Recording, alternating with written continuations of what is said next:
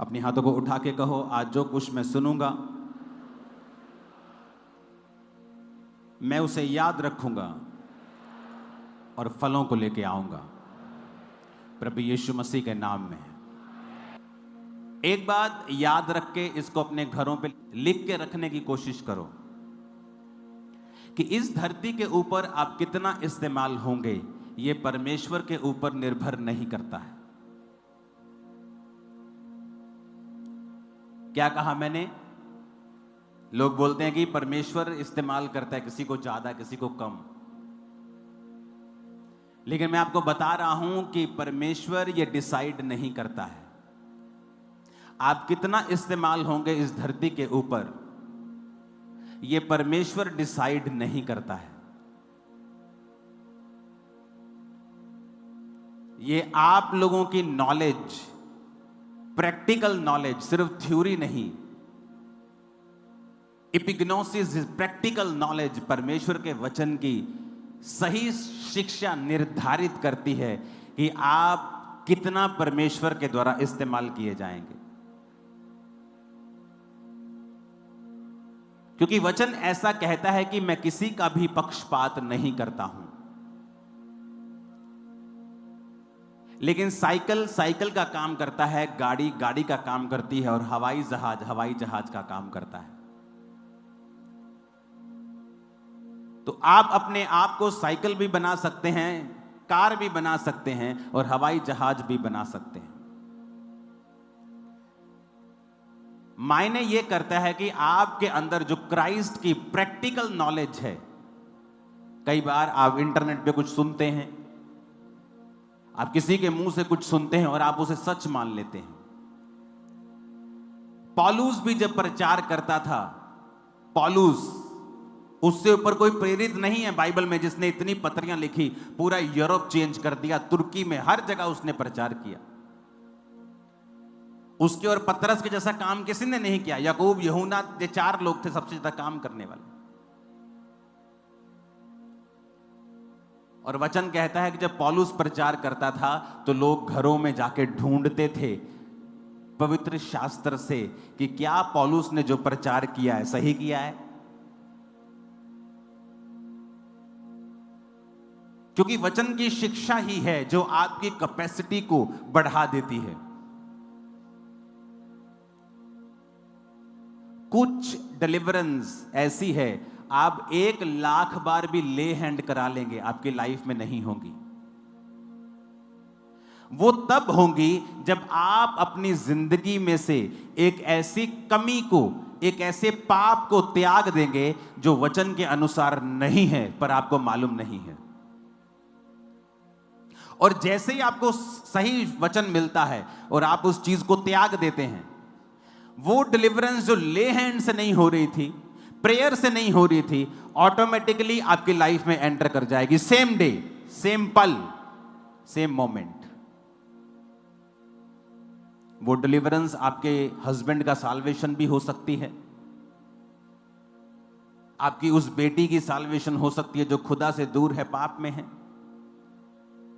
आपके फाइनेंस की साल्वेशन, छुटकारा हो सकता है जो कर्जे में है। It can be any deliverance, कुछ भी छुटकारा है जो आपके कई आदतों के साथ जुड़ा हुआ होता है। और इंसान अपनी आदत किसी के कहने पे नहीं छोड़ता जब तक उसे परमेश्वर नहीं कहता ये मुझे मालूम है। जब उसे ये मालूम हो जाता है कि ये प्रभु चाहता है कि मैं ना करूं, फिर वो छोड़ देता है। तो आज जब आप वचन को सुनेंगे, क्योंकि पवित्र आत्मा से भरपूर होने से पहले हमें यह समझना होगा कि पवित्र आत्मा इस धरती के ऊपर कैसे कार्य करता है। बाइबल कहती है, पिता ने कहा उजाला हो जाए तो उजाला हो गया, लेकिन कैसे हुआ यह नहीं पता। लिखा, पवित्र आत्मा जल के ऊपर मंडलाता था और जैसे ही उसे पिता का वचन मिला, आत्मा ने वचन लिया और उजाला कर दिया। जहां भी आपकी लाइफ में आपको उजाला चाहिए, वहां 2 चीजें होनी चाहिए। एक, पिता का लिखा हुआ वचन, और दूसरा, पवित्र आत्मा आपकी लाइफ के अंदर। और पवित्र आत्मा आपकी लाइफ के अंदर उतना ही काम करता है जितना आप उसे अलाउ करेंगे, जितना आप उसके साथ कोऑपरेट करेंगे, जितना आप वचन की बुद्धि, वचन की शिक्षा और वचन के द्वारा अपने माइंड को एक्सपेंड करेंगे, पवित्र आत्मा भी उसी रीति से आपकी लाइफ में उतना ही काम करेगा। तो पवित्र आत्मा से भरने से पहले आपको पवित्र आत्मा की शिक्षा भी होनी चाहिए और आप पवित्र आत्मा के कामों के प्रति ओपन होने चाहिए। मैंने बहुत बार देखा है पवित्र आत्मा के कामों के ऊपर पास्टर्स के द्वारा ही स्टॉप लगा दिया जाता है। आज हम वाइट कपड़ों में आए हैं, हो सकता है परमेश्वर ने मुझे वाइट कपड़े डालने के लिए बोला हो, लेकिन इसका मतलब यह नहीं है कि सब वाइट कपड़े डालेंगे। लेकिन मैं उस डॉक्ट्रिन को जो मुझे पर्सनल मिली है लोगों के ऊपर थोप दूंगा, तो मैं पवित्र आत्मा के कामों को रिस्ट्रिक्ट कर देता हूं। बहुत सारे लोग हैं जो मेकअप के खिलाफ हैं, ओवर मेकअप के खिलाफ है चर्च। ओवर मेकअप, लेकिन अगर आप फॉरेन में चले जाएंगे तो नॉर्मल लेडीज मेकअप करती, लेकिन हो सकता है आपको किसी जन को परमेश्वर ने मेकअप करने को मना कर दिया हो, लेकिन उसको किया है, दुनिया को नहीं किया है। अपनी पर्सनल शिक्षा को आप दुनिया के ऊपर थोप नहीं सकते हैं। एक अन्य जाति औरत जो परमेश्वर में आई है, अगर वो बिना मेकअप के व्हाइट सूट डाल ले तो इमेजिन करो वो उस अन्य जाति घर में कैसी लगेगी, और क्या उसके उस प्रभाव को, उस रूप को देखकर क्या उसका बाकी घराना परमेश्वर में आएगा? नहीं, वो उसको पागल समझेगा। तो परमेश्वर ने कहा है ऐसा कोई भी कार्य मत करो जिससे मेरे काम में रुकावट हो। पुराने नियम में जब परमेश्वर ने अपने दास मूसा को चुना, तो मूसा के जैसा सामर्थ्य पुराने नियम में आपको कोई दिखेगा नहीं। चाहे वो चट्टान में से पानी निकालना हो, समुद्र को दो भाग करना हो, अपनी छड़ी को उठाकर विपत्तियां लेके आना हो, राजा को हराना हो, 20 लाख लोगों की अगुवाई करनी हो, उसके जैसा माइटी मैन ऑफ गॉड आपको नहीं दिखता। वचन कहता है निर्गमन 15 उसकी 23 आयत में लिखा, जब वो मारा नामक एक स्थान पर पहुंचे तो वहां का पानी खारा था और वो पी नहीं सके, उसका नाम मारा पड़ गया। ये कहकर वो मूसा के खिलाफ बकबक करने लगे कि हम क्या पिएं। तब मूसा ने यहोवा की दुहाई दी और यहोवा ने उसे एक पौधा बतला दिया और उसने उसे पानी में डाला और वो पानी मीठा हो गया। वहीं यहोवा ने उसके लिए एक विधि और नियम बनाया और ये कहकर उनकी परीक्षा की, यदि तू अपने परमेश्वर का वचन तन मन से सुने, आप आगे घर जाके पढ़ लेना। अब यहां पर मूसा है, कोई आम विश्वासी नहीं है जिसको पास सामर्थ नहीं है, छड़ी नहीं है, अथॉरिटी नहीं है, वरदान नहीं है, गिफ्ट नहीं है। ये एक ऐसा परमेश्वर का दास है जिसने लाल समुद्र दो भाग कर दिया, जिसने राजा के सामने राजा की लकीरें निकाल दी, जिसकी राजा उसके सामने लकीरें निकालने पे मजबूर हो गया। पहलोठे मारे गए, औलों की वर्षा हुई, अंधेरा छा गया, कुटकियां आई, डांस आए, क्या कुछ उनके साथ नहीं हुआ।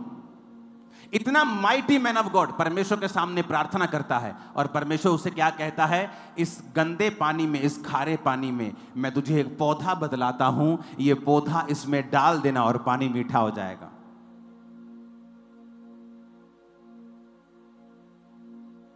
अब वहां पर परमेश्वर ने एक पौधे को इस्तेमाल किया। परमेश्वर ने नहीं कहा मूसा प्रार्थना कर और अपना हाथ रख, मैं उस पानी को ठीक कर दूंगा। परमेश्वर ने कहा ये पौधा ले और इसमें डाल दे। दूसरा राजाओं 2 उसकी 19 से लेके 21 आयत तक हम पढ़ेंगे। उसमें लिखा है, नगर के निवासियों ने अलीशा से कहा, देख यह नगर मन भावने स्थान पर बसा है और जैसा मेरा प्रभु देखता है, परंतु पानी बुरा है और भूमि गर्भ गिराने वाली है। उसने कहा, एक नए प्याले में नमक लेकर मेरे पास आओ, और वे उसे उसके पास ले आए। वह जल के सोते के पास निकल गया और नमक डालकर कहा, यहोवा यो कहता है, मैं ये पानी ठीक कर देता हूं, जिससे वह कभी मृत्यु या गर्भ गिराने का कारण ना होगा। अलीशा के इस वचन के अनुसार पानी ठीक हो गया और आज तक वो ठीक है। तारीफ करो जोर से खुदावंद। अब कौन था Alisha? Another mighty man of God, नदी को दो भाग करने वाला, बड़े बड़े मिरेकल्स करने वाला, मुर्दों को जिंदा करने की सामर्थ्य उसके अंदर थी। और उसको उसके लोग कहते हैं ये पानी बहुत बुरा है, खारा है। तो जब हम पानी पीते हैं तो लेडीज का अबॉर्शन हो रहा है, मिस कैरेजेस हो रहे हैं। उसने कहा है कि नए प्याले में नमक लेके आओ। आपको क्या लगता है अलीशा ने ऐसा क्यों कहा? क्या अलीशा अगर अपने आप से कहता तो क्या वो पानी चंगा होता? कभी नहीं चंगा होता।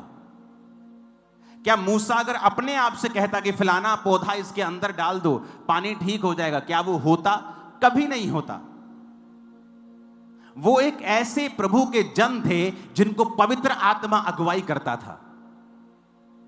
अब यहां पर कोई मूर्ख कहे कि नहीं नहीं एलीशा को प्रार्थना करनी चाहिए थी, ये क्या है बाबों का काम, नया प्याला ले आओ, नमक ले आओ। जब पवित्र आत्मा कार्य करता है वो तुम्हें पूछ के नहीं करता, वो तोता नहीं है, वो आत्मा है खुदा का, जैसे करना चाहता है वैसे करता है। तुम उसको डिब्बे में बंद करना चाहते हो, इसीलिए आज लोग उस लेवल पे नहीं जा पाते जो परमेश्वर उनके जीवन में चाहता है। यहां पर वो माइटी मैन ऑफ गॉड है, क्या ले हैंड नहीं कर सकता उसके ऊपर, पानी के ऊपर? क्या प्रार्थना करके ठीक नहीं कर सकता? कहता नए प्याले में नमक लेके आओ। लोगों को लगता है जब आप बाबाओं के पास जाते हैं आपको कुछ देते हैं, लोगों को लगता है कि ये बाबा कल्चर है, मसीह में ऐसा नहीं होना चाहिए। अरे उल्टा है, ये मसीह ऐसा होता था, मसीह लोग करते थे, उन्होंने कॉपी की है, क्योंकि शैतान हमेशा कॉपी करता है। वो ओरिजिनल को देखता है, सब चीज कॉपी कर लेता है। आपको समझ आ रही मेरी बात? वो बाबाओं का काम नहीं था, वो बाबाओं ने कॉपी की है बाइबल की, परमेश्वर के कामों की। अगर आप चेक कर लें, आपको जाओ चेक कर लो, कॉपी की है बाइबल की, जाओ ऐसा कर लो। लेकिन वो तो परमेश्वर की आत्मा के द्वारा नहीं कह रहे, ये तो प्रभु की आत्मा ने कहा जाओ नए प्याले में नमक लेके और उसमें डाल दो। बुरा कब होगा? बुरा क्या है? बुरा ये है जब वो नमक 25-25 हजार में बिकने लग जाए। बुरा ये है कि वो पौधा 50-50 हजार में बिकने लग जाए। तेल बुरा नहीं है, बुरा ये है कि ये तेल जब हजारों रुपए में बिकने लग जाए। जब आपको दिया गया है फ्री, आज ये वही कार्य करेगा जो अलीशा की लाइफ में हुआ था, जब मूसा की जिंदगी से हुआ था, वही करेगा ये। और लोगों को मालूम नहीं कि ये पवित्र आत्मा कर रहा है, तुम्हारे कहने से रुकने वाला नहीं है। ऐसी हजारों घटनाएं हैं बाइबल में। क्या मूसा सामर्थी नहीं था? क्या वो प्रार्थना नहीं कर सकता था? क्या यहोवा उसकी विनती नहीं सुनते थे? क्या अलीशा सामर्थी नहीं था? क्या परमेश्वर उसकी प्रार्थना को नहीं सुनता था? लेकिन इसीलिए कहा जाता है कि जब आप चाहते हैं पवित्र आत्मा आपको इस्तेमाल करे, अपने आप को परमेश्वर के हाथों में सौंप दे। सियाने बनने की कोशिश ना करें, परमेश्वर को सिखाएं मत कि नहीं तुझे मेरी प्रार्थना के द्वारा ही काम करना है। उससे सियाने मत बने, परमेश्वर उसके सामने बच्चे बने और अलाउ करे होली स्पिरिट को कि वो किस तरह से आज आपको इस्तेमाल करता है। आप किसी के घर में जा रहे हैं सुसमाचार प्रचार करने, हो सकता है आप बड़े सरमन सोच के गए हों, लेकिन जब आप वहां पे पहुंचे, अगर आप पवित्र आत्मा के जन हैं, पवित्र आत्मा हो सकता है आपसे बोले कि नहीं, इससे प्रचार की बात मत कर, इससे बिजनेस की बात शुरू कर। आप उससे बिजनेस की बात शुरू करते करते कैसे वो प्रचार के रूप में आप बाद में उसे चेंज कर देंगे, और कैसे पवित्र आत्मा उसको छू लेगा और आप वचन से उसे ऐसी शिक्षा दे देंगे कि उसको मालूम भी नहीं होगा और वो मसीह में आ जाएगा। ये पवित्र आत्मा का काम है। लेकिन उसके लिए आपको खुला रखना पड़ेगा अपने आप को कि होली। आज लोग समझते हैं अपने आप को सियाने, अपने आप को मूर्ख समझो। पवित्र आत्मा के हाथों में अपने आप को दो ताकि वो कैसे काम करता है। बाइबल देखो, बाइबल भरी भरी पड़ी है। दूसरा राजाओं 20 उसकी 4 से लेकर 7 आयत तक हम पढ़ेंगे। उसमें लिखा है, तब ऐसा हुआ कि यशाया आंगन के बीच तक भी जाने नहीं पाया था।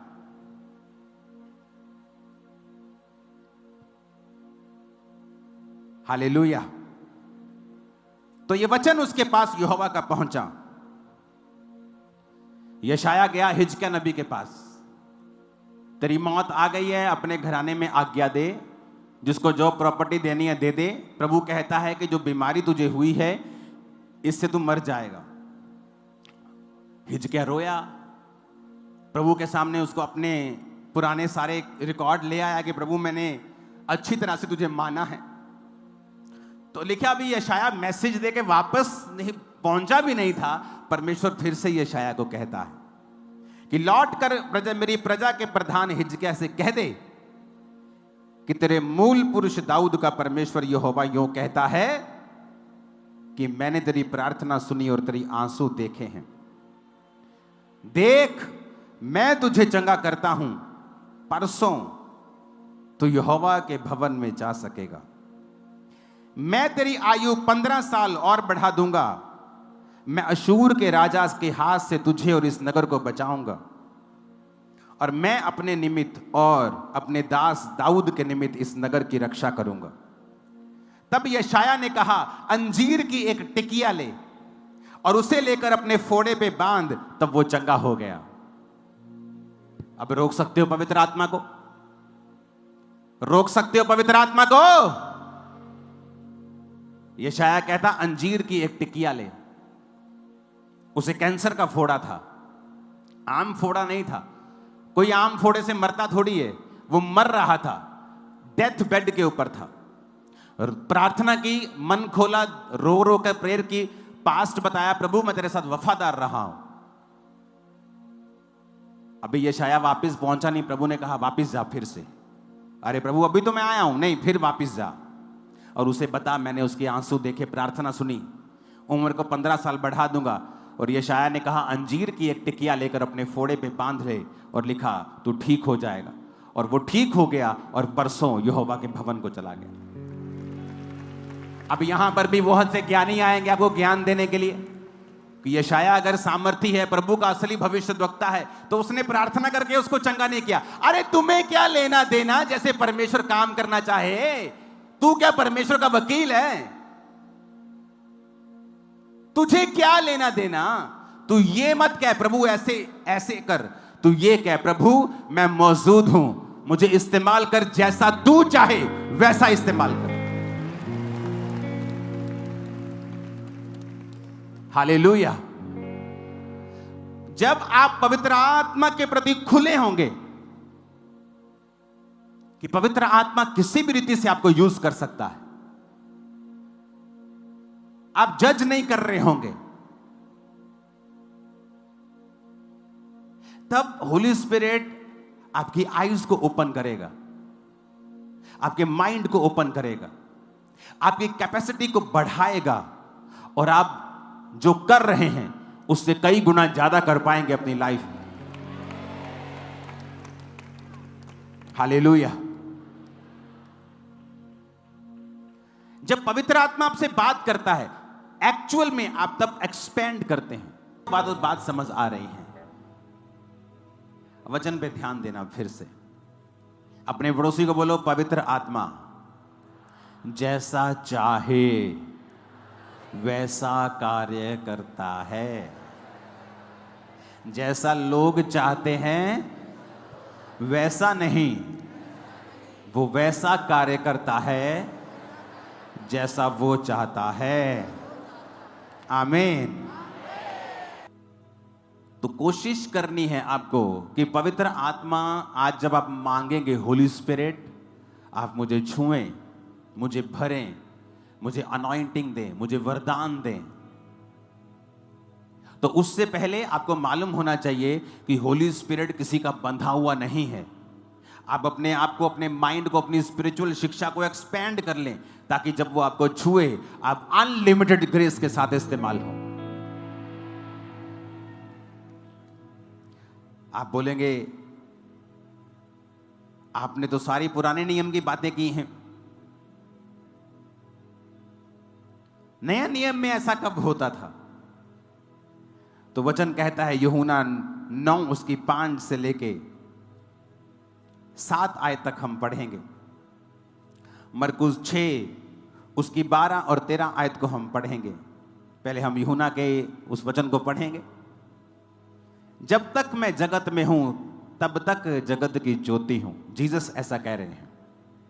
यह कहकर यीशु मसीह ने भूमि पर थूका और उस थूक से मिट्टी सानी और वो मिट्टी उस अंधे की आंखों पर लगाकर उससे कहा, जा शीलो के कुंड में धो ले।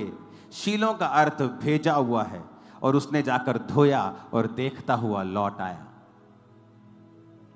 जीसस, जिनके हाथों में, जिनके कपड़ों में इतनी ताकत थी कि कपड़े छूकर लोग ठीक हो जाते थे, कपड़ों के छोर, कपड़ों से निकलते हुए धागे, जो यहूदी ट्रेडिशन में लोग कपड़े डालते थे उनमें धागे लटकते थे, और 12 साल की औरत ने कपड़ा नहीं, कपड़े का लटकता हुआ धागा छू लिया था तो चंगी हो गई थी।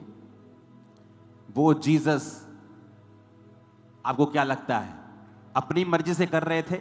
कहते नहीं, जो कुछ मैं पिता को देखता हूं करता हुआ वही मैं करता हूं। जो उसको आत्मा ने कहा कि थूक, आज विश्वासी के सामने पास्टर को थूक कर कुछ करना हो तो पास्टर डर जाता है कि ये लोग मुझे ट्रोल करेंगे, मेरे बारे बुरी बातें कहेंगे।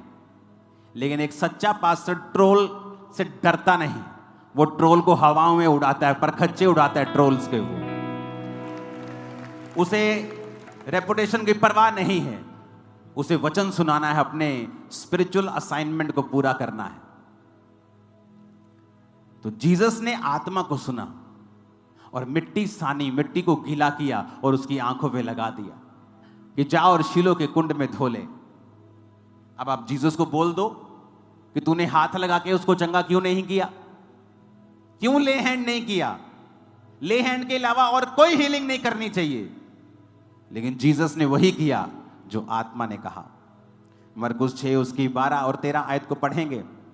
तब चेलों ने जाकर प्रचार किया कि मन फिराओ, और बहुत सी दुष्ट आत्माओं को निकाला और बहुत से बीमारों पर तेल मल के उन्हें चंगा किया। अब चेलों को भी बुरा कह दो। जब चेले खुदावंद से सामर्थ पाए हुए थे, जब चेले खुदावंद के द्वारा अभिषिक्त थे, तो फिर तेल मल के चंगा करने की जरूरत नहीं थी उनको। लेकिन चेलों को भी परमेश्वर ने कहा था, आत्मा तुम्हें सिखाएगा तुम्हें क्या करना है। प्रेरितों के काम 19 उसकी 11 से लेके 16 आयत तक पढ़ेंगे। परमेश्वर पौलुस के हाथों से सामर्थ के अनोखे काम दिखाता था, यहां तक कि रुमाल और अगोछे पौलुस के शरीर से छुआकर बीमारों पर डालते थे और उनकी बीमारियां जाती रहती थी और दुष्ट आत्माएं उनमें से निकल जाया करती थी। जितनी ताकत है ना हाथ में, तारीफ कर दो खुदा के वर्ड के लिए। खुदावंद का वचन थप्पड़ है, यह डंडा है, यह जवाब है। हालेलुया। क्या लिखा? रुमाल, अगोछे। 13 आयत में लिखा, कुछ यहूदी झाड़ा फूकी करते थे कि दुष्ट आत्माओं को यह कहकर कि प्रभु यीशु के नाम पर फूंकते थे कि जिसका प्रचार पौलुस करता है, हम यीशु के नाम पे तुझ पे फूंकते हैं। सिकवा नाम के एक यहूदी के 7 पुत्र थे जो ऐसा ही करते थे। दुष्ट आत्मा ने उत्तर दिया, यीशु को मैं जानती हूं, पौलुस को पहचानती हूं, तुम कौन हो? और दुष्ट आत्मा उन पर लपकी और उनके वश में लाकर उपद्रव करके उनको नंगा करके कपड़े फाड़ के भगा दिया। शैतान ने क्या किया? कॉपी की। किसकी? परमेश्वर की। उसके अपने पास ओरिजिनल कुछ नहीं है, वो कॉपी कैट है। वो मत सोचो कि ये बाबाओं ने कहा है कि ये ले जाओ वो ले। ये परमेश्वर के लोगों की नकल की है उन्होंने। अलीशा तेरे पास क्या है? मेरे पास थोड़ा सा तेल है, जा बर्तन मांग ला और तेल उंडेल और ये तेल भर जाएगा और जा और अपना कर्ज उतार ले। शैतान ने कॉपी की है। तो उसको बड़ा मत बनाओ ये कह के कि ये शैतान का काम है। अरे छोड़ो, पवित्र आत्मा से सब कुछ सीख रहे लोग। शैतान भी कॉपी कर रहा है परमेश्वर की, उसके पास अपना कुछ नहीं है ओरिजिनल। ये पवित्र आत्मा के काम थे जो बाइबल में लिखे हैं। कितने मेरी बातों को समझ रहे हैं? अब पौलुस के शरीर से रुमाल छुआकर लिखा बीमारों पर डाल, बीमार चंगे होते थे। अब रोक लो पवित्र आत्मा को, रोक तुम रोक सकते हो क्या? तुम में इतनी हैसियत है कि पवित्र आत्मा को तुम रोक सकते हो क्या? उसके कामों को रोक सकते हो? अगर हीलिंग हो रही थी तो क्या शैतान कर रहा था क्या? अगर दुष्ट आत्मा निकल रही तो शैतान निकाल रहा था? शैतान को नहीं निकाल सकता। जीसस ने कहा अगर वो निकाले तो उसके राज्य में फूट पड़ गई। अगर उसके राज्य में फूट पड़ गई तो उसका राज्य बना नहीं रह सकता है। वो कौन था जो निकाल रहा था? वो परमेश्वर की सामर्थ थी, प्रभु का मसा था जो पौलुस के अंदर था। जब उसके ऊपर से रुमालों को टच किया जाता था तो लोग हील होते थे। परमेश्वर ने मुझसे कहा था रुमाल के ऊपर वर्ष लिखनी है कि जब वो वर्ष लोग पढ़ें कि यीशु के कोड़े खाने से हम चंगे हो गए, वचन हमेशा उनकी आंखों के सामने रहे। और रुमालों को अनॉइंट कर लोगों को भेज। हजारों गवाहियां हैं जब लोगों ने उस रुमाल को बीमारों पर लगाकर, हॉस्पिटल में लगाकर लोगों को छुआ है, वो खड़े हो गए अपने मुर्दा डेथ बेड से। हजारों, एक दो नहीं, हजारों टेस्टिमनीज। क्योंकि पवित्र आत्मा कार्य करता है जब आप उसको कार्य करने के लिए अलाउ करते हैं। अपने आप को बड़ा नहीं, अपने आप को छोटा बनाते हैं और बच्चे के समान उसके राज्य में काम करते हैं और अपने आप को उसके हाथों में सौंप देते हैं और अलाउ करते हैं कि होली स्पिरिट आपकी अगुवाई करे। ये पुराने नियम की नहीं, ये तो मैं नए नियम की बातें बता रहा हूं। जहां पर मिट्टी का प्रयोग हुआ, जहां पे तेल का प्रयोग हुआ, जहां पे रुमालों अगोछों का प्रयोग हुआ, जहां पर छाया का प्रयोग हुआ। पतरस की छाया से लोग चंगे हो जाते थे। तो क्या तुम पवित्र आत्मा को रोक सकते हो? अगर तुम रोकने की कोशिश कर रहे हो तो तुम पवित्र आत्मा को नहीं रोक रहे हो, तुम अपनी उन्नति और अपने लोगों की उन्नति को रोक रहे हो जो तुम्हें सुन रहे हैं। हालेलुया! ऊंची आवाज में हालेलुया का नारा मारो जरा।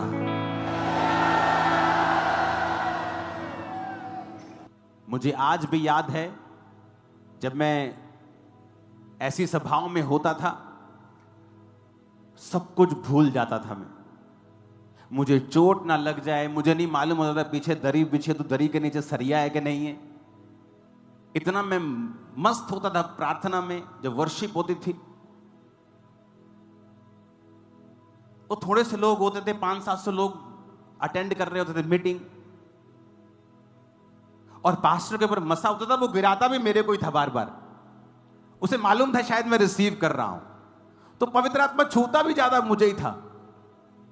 तो मेरे लोग मुझे पकड़ने में लगे रहते थे। कई बार वो भी आत्मा में होते थे और मैं नीचे गिरा हुआ होता था। फिर उठते थे, फिर प्रार्थना रिसीव करते थे, फिर गिरते थे। आत्मा से भरते थे, भरते रहते थे, अपने आप को फिल करते थे। और आज जहां क्रूसेड होता है टेंट कम पड़ जाते, लाइटें कम पड़ जाती, हाथ खड़े करते थे लोग, बस जगह नहीं है।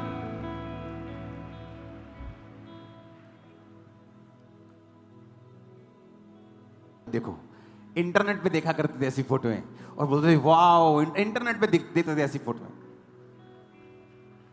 कि खुदा अपने दास को कैसे इस्तेमाल कर रहा है, और खुद भरते थे आत्मा से। कोई परवाह नहीं होती थी। वहां लड़कियां भी होती थी, लड़के भी होते थे। लड़कियां क्या सोचेंगी, लड़के क्या, कोई परवाह नहीं होती थी। आप तो वर्शिप भी बड़े आराम से करते हो। वर्शिप भी हम नाच के करते थे, तालियों के साथ नाच के, झूम के, गिरते थे हम लोग। मालूम थोड़ी था कि ऐसा होगा फ्यूचर में, ये थोड़ी पता था, ये मालूम नहीं था। तो पवित्र आत्मा को काम करने दो, उसे मत सिखाओ, उसका टीचर मत बनो, उसका स्टूडेंट बनो। अपने बाप को मत सिखाओ, सीखो अपने बाप से। पवित्र आत्मा हमारा बाप है, हमारा मालिक है। वो जानता है, और वो जानता है हमें कैसे इस्तेमाल करना है। सीखो वचन से। वचन क्या कहता है? अगर वचन जो कहता है उसको सीखो, वचन से पढ़ो। पवित्र आत्मा ने लोगों को, अपने चेलों को किस तरह से इस्तेमाल किया। उसने एक ही तरह से हर तरफ, हर जगह, हर टाइम इस्तेमाल नहीं किया लोगों को। इसलिए तो वो परमेश्वर है। वो रेपिटेशन का परमेश्वर बन जाता तब तो फिर तो आपको परमेश्वर की जरूरत नहीं। आपको पता है कि इस तरह से लोग चंगे होंगे, मैं जाकर ऐसा कर दूंगा। आपको तो प्रभु के गाइडेंस की फिर जरूरत ही नहीं है। लेकिन दाऊद को हर बार प्रभु बताता था, इस बार पीछे से जाना, इस बार आगे से जाना, इस बार साइड से जाना, इस बार ऐसे जाना, इस बार टुकड़ियों में जाना। हर बार अलग बताता था। आप सेवा में एक ही जब रूल पकड़ लेते हैं, आप अपने आप को लिमिटेड कर लेते हैं। वचन से पवित्र आत्मा आपको कई चीजें बोल सकता है। मुझे आज भी याद है जब पास्टर बेनी हिन को मैं देखता था, जब मैं 2004 में 5 में प्रभु में आया, तो जब वो प्रचार कर रहे होते थे तो मेरी बॉडी में गर्माहट फील होती थी। और मुझे तब मालूम नहीं होता था कि मैं पेट में गर्म क्यों लग रहा है, बाकी जगह ठंडा है। ऐसा लगता कि ऐसे ही हो रहा है, कुछ खाया पिया होगा। लेकिन जैसे जैसे मैं आत्मा में बढ़ा और सेवकाई में बढ़ा, तो मुझे समझ आई कि प्रभु मुझे छू रहा था, पवित्र आत्मा मुझे टच कर रहा था। तब मुझे समझ आती कि पवित्र आत्मा की वो किसी भी तरह से इस्तेमाल, वो टीवी के माध्यम से हील कर सकता है। हालेलुया।